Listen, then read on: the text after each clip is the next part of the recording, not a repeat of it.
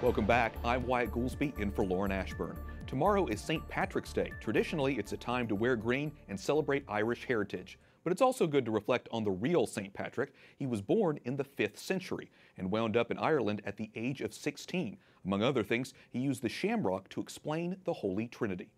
And for more on the saint, we're joined by Dr. Matthew Bunson, an EWTN senior contributor.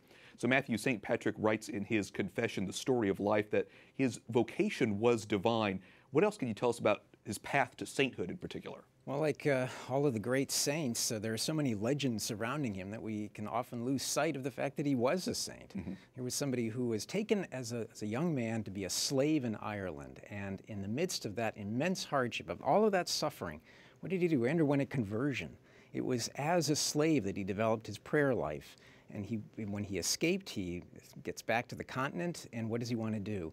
He wants to become a priest. He answers God's call. But then what does he do? He wants to go back to Ireland. I mean, there aren't many people who want to go back to the place where they were a slave. But obedient to God's will, he went back. And the key to understanding Patrick, as you just noted in your introduction to him, I, Patrick, a poor sinner, is what he wrote in the confession.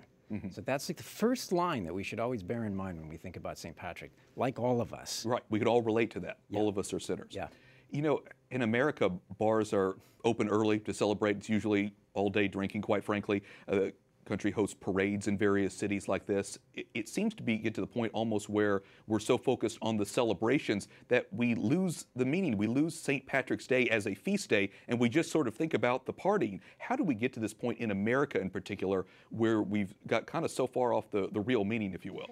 Yeah, we can parallel in so many different ways the celebration and marking of St. Patrick's Day with the experience of the Irish in America.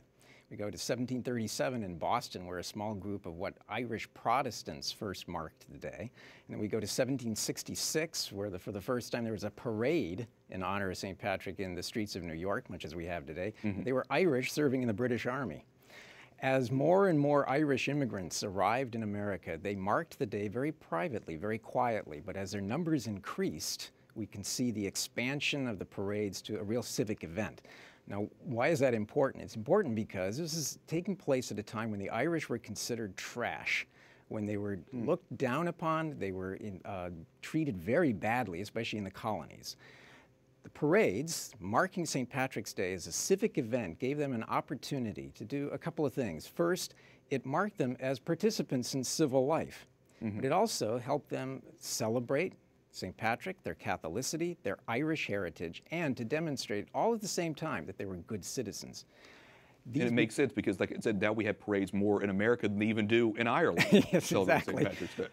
But as with so many other events in America, like Christmas even, secular influences have found their way in, so that today, St. Patrick's Day is virtually unrecognizable in any sense of the feast day. Right. So then, noting all of that and noting the history here, how can we kind of get the most out of St. Patrick's Day, especially this year and the time in which we live?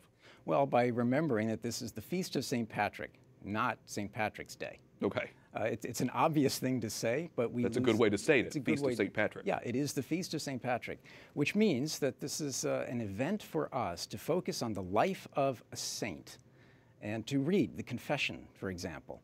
Remember that this is also Lent, so be fairly moderate in how you celebrate St. Patrick's Day. Yes, great. Enjoy your corned beef, enjoy the sometimes green libations that go with it, but also do it in moderation, but also think about something that's related to St. Patrick. He is a patron saint of Ireland.